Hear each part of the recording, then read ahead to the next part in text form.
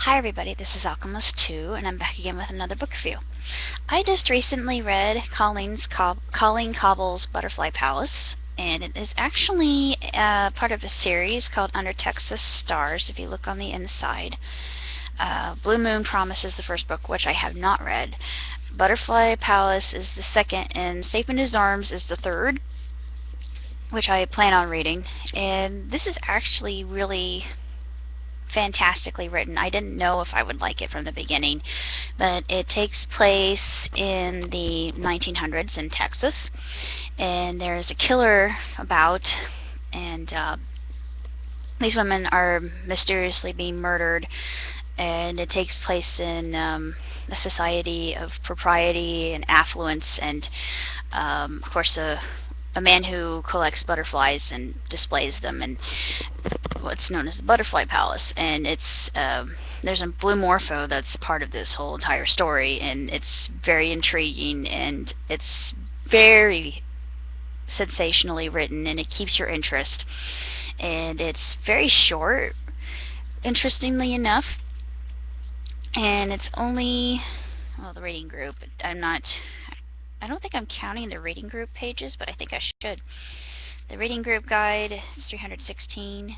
Well, actually it's 318, unless you count the excerpt from Safe in His Arms, which it would make it 324 pages altogether. The best guide for the book is actually on the back, which I will read for you.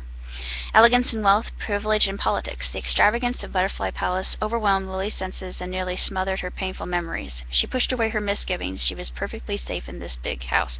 Or so she thought. Austin, Texas, 1904. Abandoned by the love of her life and still mourning the loss of her mother, Lily Donaldson has turned back on her pain and come to Austin for a fresh start, working for the Marshall family as a kitchen maid in a luxurious mansion.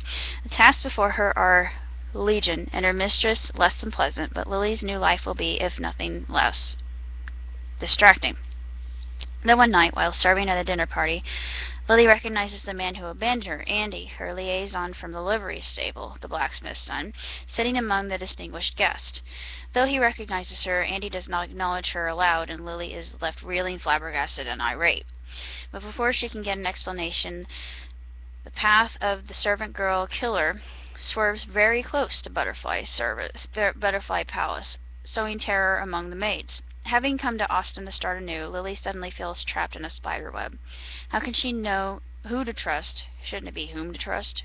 How can she know whom to trust in a house where lies come dressed in fine suits and deceit in silk gowns and the color of butterfly wings?